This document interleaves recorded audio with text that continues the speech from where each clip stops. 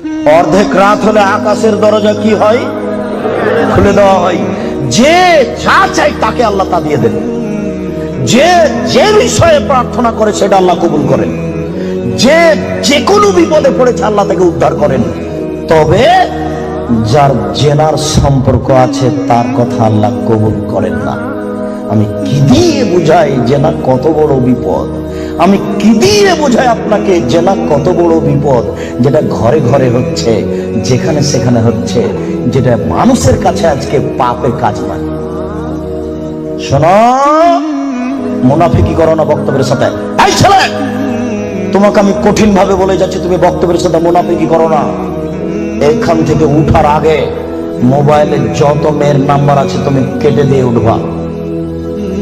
জিন্দগিতে কোনোদিন কোনো মেয়ের সাথে গল্প করো না। তোমার সাথে এই অংশে আমার জরুরি কথা আছে, তুমি একটু ধৈর্য ধারণ করো, একটু সামান্য একটু থামো। তোমার সাথে আমার আরো জরুরি কয়েকটি কথা আছে।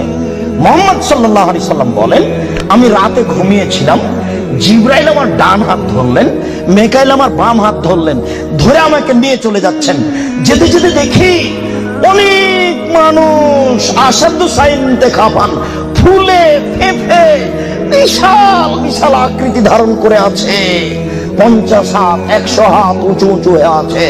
অন্তানাহু রিহান, দুর্গন্ধে টিকা যায় না, এত গন্ধ। কান্নহুল মারাহিজ, মনে হচ্ছে যেন তারা গ্রামের টয়লেট, মনে হচ্ছে যেন তারা গণশৌচাগার, মনে হচ্ছে যেন তারা গ্রামের টয়লেট, মনে হচ্ছে যেন তারা গ্রামের শৌচাগার। যেই শৌচাগার টয়লেট পরিষ্কার করা হয় না, গণশৌচাগার, গন্ধে টিকা যায় না, বিশাল বিশাল রূপ ধারণ করে আছে। আমি বললাম, জিবরাইল মানা হলাই, এরা কে?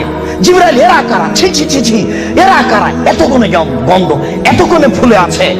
তখন জিবরাইল বললেন, অহমদ জোনাতা সাওয়ানি, এরা হলো ব্যভিচার, ব্যভিচারনি। বলো যুবক, মোটা মোটা হ্যাঁ ফুলে আছে, খুব গন্ধ, এরা কারা? ব্যভিচার, ব্যভিচারনি। তুমি সাবধান থাকো, তুমি একটু অপেক্ষা করো।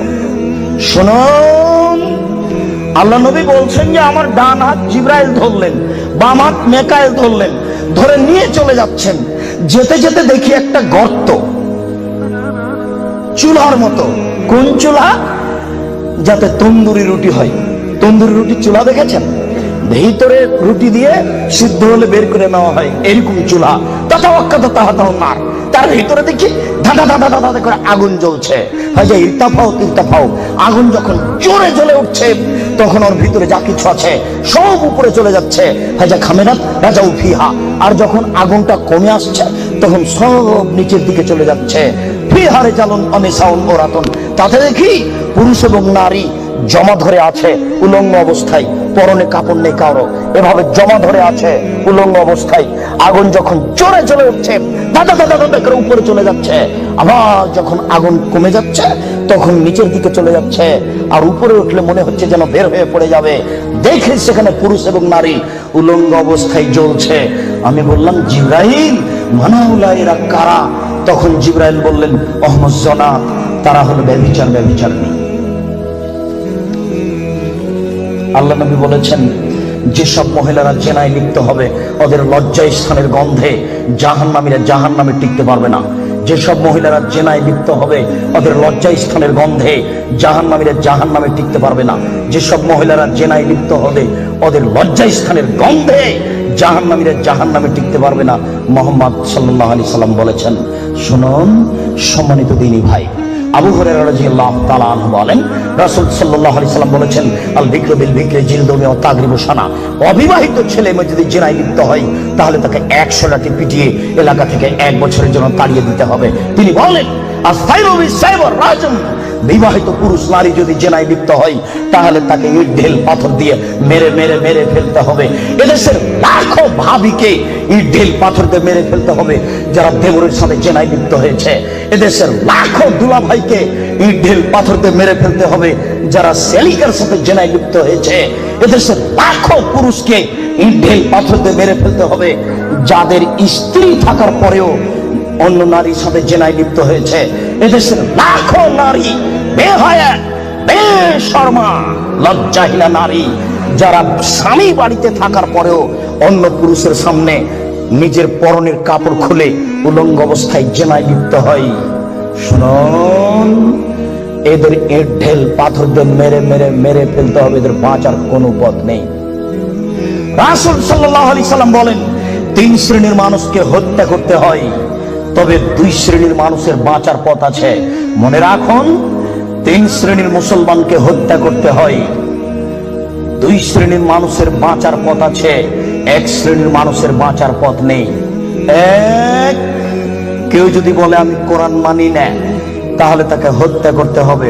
কেউ যদি বলে গাভীর দুধ হারাম, তাহলে তাকে হত্যা করতে হবে।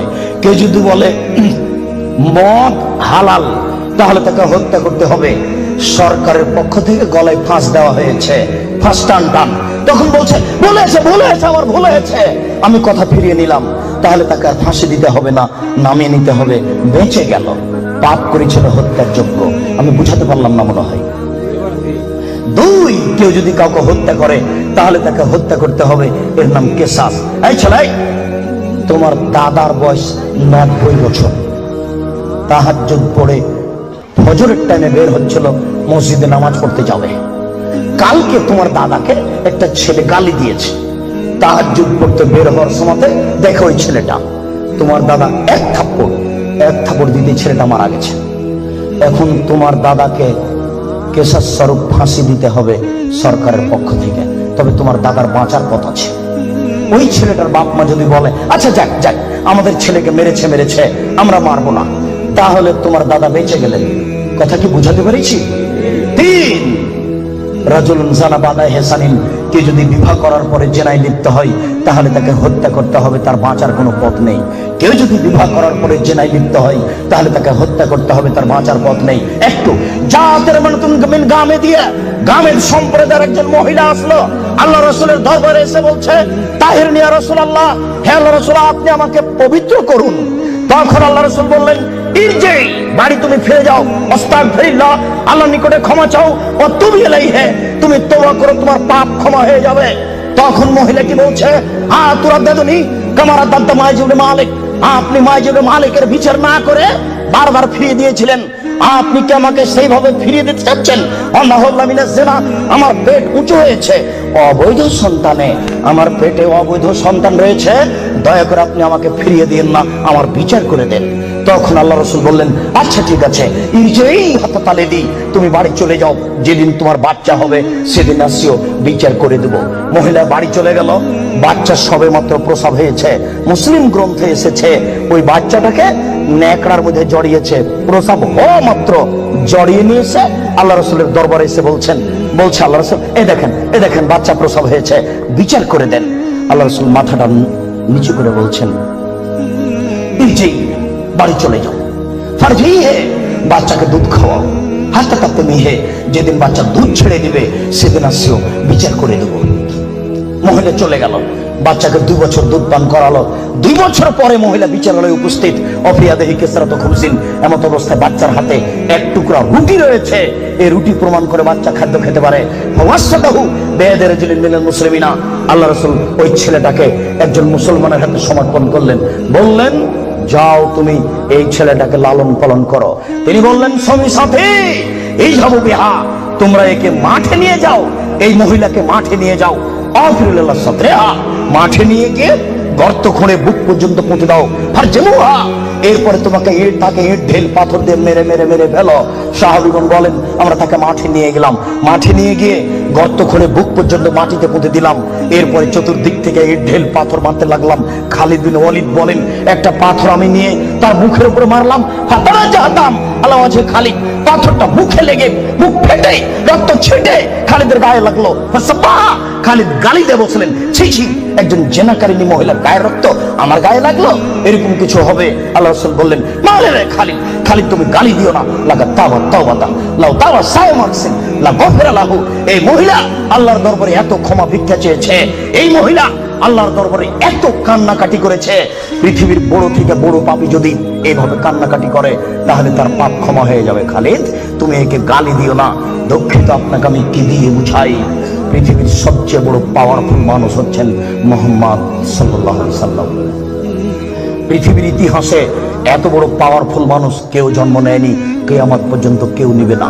জান্নাতের গেটে বড় অক্ষরে লেখা আছে, সর্বপ্রথমে যিনি জান্নাতে প্রবেশ করবেন তিনি হলেন মুহাম্মদ সাল্লাল্লাহু আলাইহি সাল্লাম। জান্নাতের ভিতরে একটা ঘর আছে, সেই ঘরের ভিতর দিকে একজন ফেরেশতাকে দাঁড় করে রাখা হয়েছে, এখনো উপস্থিত। তাকে বলা হয়েছে, কেউ যদি বাহির থেকে এসে ঠক ঠক করে শব্দ দেয়, কে যদি বাহির থেকে বলে মুহাম্মদ, তাহলে এই দরজা খুলে দিও। এই ঘর মুহাম্মদ ছাড়া কারোর জন্য খোলা হবে না। আপনার কি দিয়ে বুঝাই মুহাম্মদ সাল্লাল্লাহু আলাইহি সাল্লাম কত বড় পাওয়ারফুল মানুষ। বিচারের মাঠে ইব্রাহিম আলাইহিস সালাম বলবেন, কাদ গাজিবা আলাইয়া রাব্বি, আমার প্রতিপালক আমার উপরে রাগ করেছেন। মা গাজিবা মিন কাবলা বাদ, আমার প্রতিপালক এরকম রাগ পূর্বেও কোনোদিন করেননি, ভবিষ্যতেও কোনোদিন করবেন না। নফসি নফসি, আমার যে কি হয় তা আমি নিজেই বুঝি না। এইভাবে চিল্লাচিল্লি করবেন ইব্রাহিম আলাইহিস সালাম। আপনার হুজুরের কি হবে, পীর সাহেবের, আপনাকে আমি কি দিয়ে বুঝাই? শুনুন, ওই সময়তে মুহাম্মদ সাল্লাল্লাহু আলাইহি সাল্লাম সিজদায় পড়বেন, তখন আল্লাহ বলবেন, এই ফারাসাক সালতুতা আসফাতু সাফা, মুহাম্মদ মাথা উঠান, বলেন, যা বলবেন তাই মেনে নিব, যেই কথা বলবেন আমি সেই কথা গ্রহণ করব। আপনি মাথা উঠান না, আপনি বলেন না আমাকে কি বলছেন, আমি আল্লাহ, আপনি যা বলবেন তাই মেনে নিব। এত বড় পাওয়ারফুল মানুষ, একটু বলতে পারলেন না, যাও যাও, তোমার বিচার হবে না, তোমার পাপ ক্ষমা হয়ে গেছে, যাও, তোমার বিচার হবে না, এই কথা তিনি বলতে পারলেন না। এত বড় পাওয়ারফুল মানুষ, তিনি খালি বললেন, খালিদ তুমি একে গালি দিও না, এ এত তওবা করেছে, এরকম তওবা যদি বড় থেকে বড় পাপী করে তাহলে তার পাপকে ক্ষমা করা হবে খালিদ। তার মানে এর পাপ ক্ষমা হয়ে গেছে, তাই তো তিনি জানাজা করলেন, তাই তো তিনি কাফন দাফন করলেন। কিন্তু তিনি তাকে বলতে পারলেন না, যাও যাও, তোমার বিচার হবে না, তোমার পাপ ক্ষমা হয়ে গেছে। পৃথিবীর সবচেয়ে বড় পাওয়ারফুল মানুষ এ কথা বলতে পারলেন না। তার মানে বিবাহ করার পরে জেনায় লিপ্ত হলে তার দুনিয়াতে বেঁচে থাকার কোনো সুযোগ নেই। আমি আপনাকে কি দিয়ে বুঝাই শরীয়ত কি জিনিস? বিবাহ করার পরে জেনায় লিপ্ত হলে তার বেঁচে থাকার কোনো সুযোগ নেই।